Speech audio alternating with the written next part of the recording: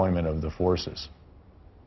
For the British, this meant a painful process, handing over Garmsir and the northern towns they'd fought, bled and died to hold since 2006.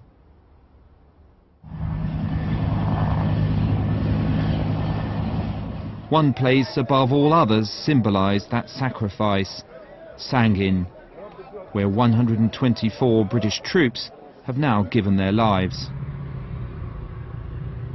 No soldier likes to back away from a tough fight, no question about it. There was a lot of blood and treasure invested in there, and I think that is why the UK forces wanted to see it through to the end. But I made a decision to move the UK force from Sangin. And so, on the 22nd of September 2010, the Royal Marines handed it over to the US Marines, who went on the offensive. Fire!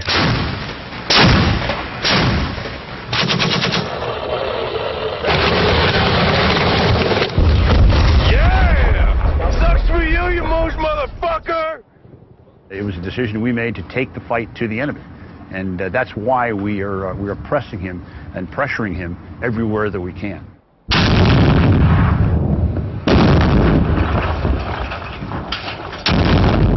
They followed the new counterinsurgency tactics.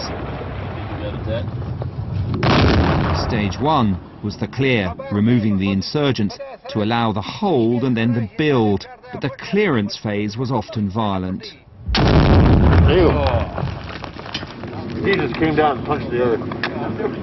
This is live in Afghanistan. See.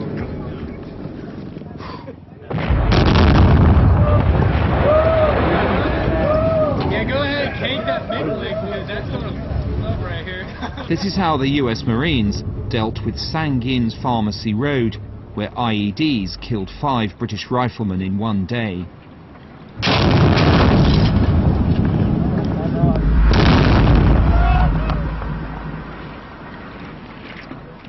That was a mosque.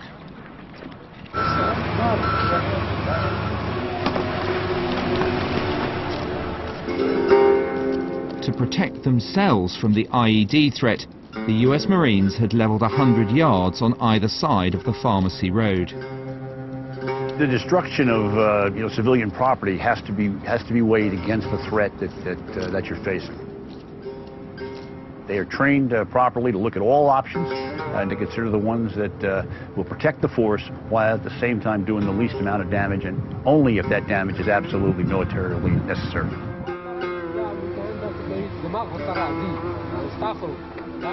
What we wanted to ensure our soldiers did was first protect the population. That's our core mission here, is to take care of the civilians, not to do harm to them, but also to protect our own forces, and you have to find that right balance there. The Sangin handover meant all the British troops were now concentrated in the populated centre, exactly what they were meant to do in 2006. 3 years on, the surge meant the returning Grenadier Guards could now focus more than 1,000 troops on just one district, Nadali.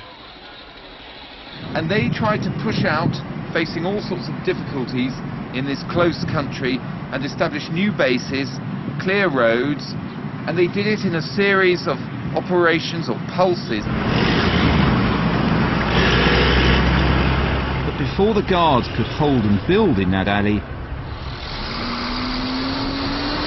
they had to clear the insurgents out. And that meant a fight.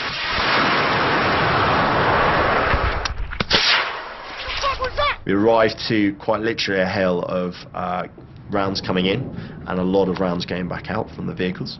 And the base, which was just like something you'd see in training, every guy stood tall on the walls, firing off every weapon system they've pretty much got. And what's your sniper call sign? What's his estimation on how far you'll be able to see in the next 2 hours with increased visibility? Captain Young led the Grenadiers Recce platoon in one of the clearance operations.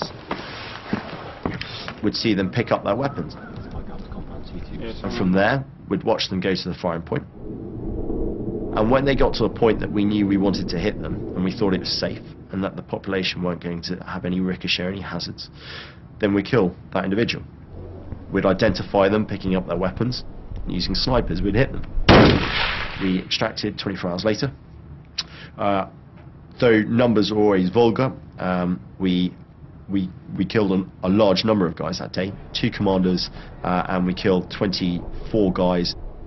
But it was never numbers. It never is in Afghanistan. You could kill 1, you could kill 1,000. It doesn't mean anything. It's all about the psychological aspect, that sowing the seed of doubt or fear, so that they will spread stories about you. Following these deadly clearance operations, the Guards now had so many troops in Nadali that they could set out to hold and then build effectively. Throughout 2010, a series of operations swamped the district, pushing the insurgents further out, but never removing them completely. Get down, get down! Fucker! Compound 10 from the south. Stop our call sign firing. It seems the engagement has ceased. I think this will be looked on in hindsight as one of the defining moves in the campaign. It released a lot of the pressure on Nadali because we were able to displace the insurgents.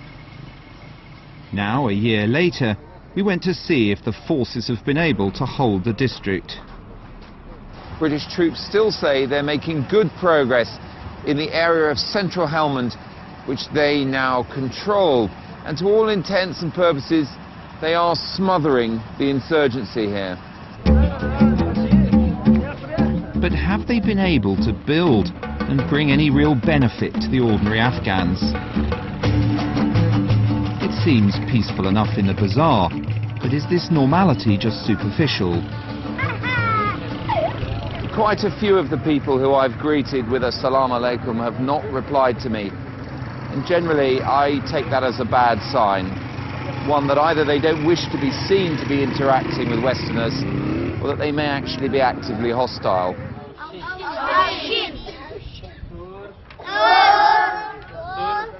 But there are changes.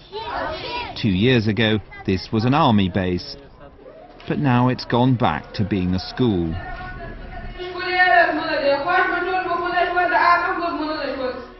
While Afghan women now have a clinic to visit, something unheard of under the Taliban.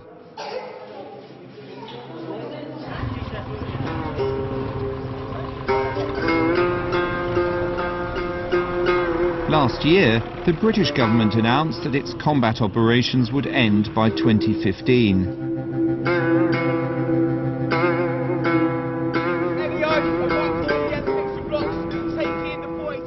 When the British troops leave, the areas they hold will be taken over by the Afghans. We've joined this joint operation between the Royal Irish Rangers and Afghan security forces as their mission continues to clear more areas. Their objective, to push into one of the last Taliban-influenced areas of Nadali. This is the biggest air assault operation this battle group has conducted so far. People are keen for it. They're really up for it. We're going to start from south to north and try and clear out as much Taliban as we can from that area. We're going out on an operation with hundreds of Afghan and British troops to try and grow the area under their control even further.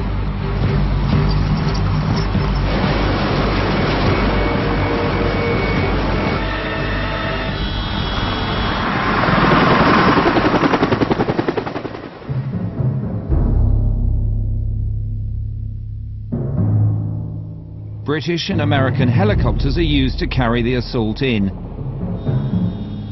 Twice as many for this one operation as the British had for the whole province in 2006.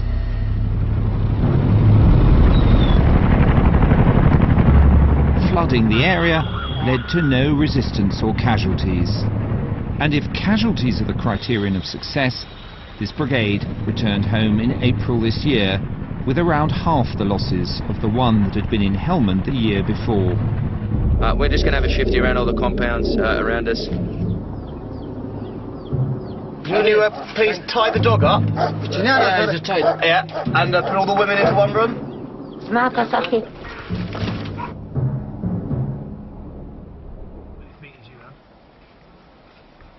Britain came here in 2006 to develop Helmand.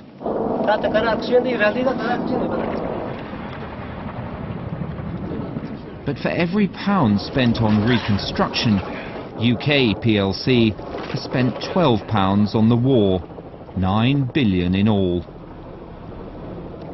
Having set out to tame a province half the size of England, Britain's footprint has now been reduced to an area the size of Kent.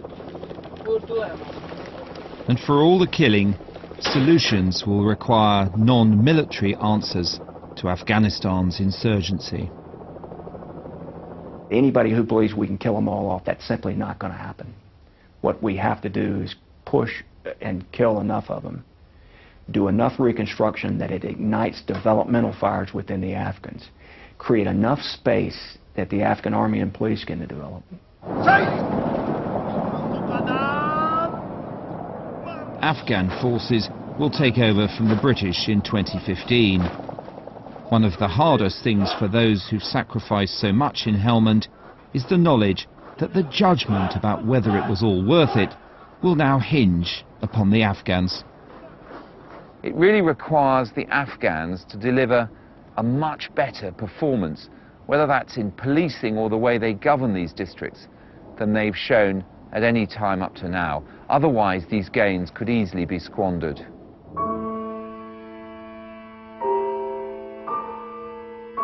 So what do those who fought during the 5 years of combat, when hundreds of British lives have been lost, now think about the battle for Helmand? I don't really see that us being out there is keeping terrorism off the streets of Britain, to be honest. I think, if anything, it's stirring up a hornet's nest, and it'll actually bring terrorism to the streets of Britain. The tour has had such a sort of profound impact on me, my personality, and because, you know, you lose close friends, and a lot of guys are injured physically and mentally. A couple of times I've forgotten that I've actually lost my leg, but there's other days where I can't get the leg on. I was just wheelchair bound, so each day is different. If you look at the situation on the ground today compared with what it was in 2006 when I was there, it's just a staggering improvement. It looks to me as if we can be cautiously optimistic. I do think it's worth us being equally, I think it's worth doing it better than we do. The gap between policy making and its subsequent implementation was far too wide. We've muddled through. Next week, Lise Doucette takes a journey away from the battlefields to show a more surprising side of Afghanistan, the country she's grown to love. Oh,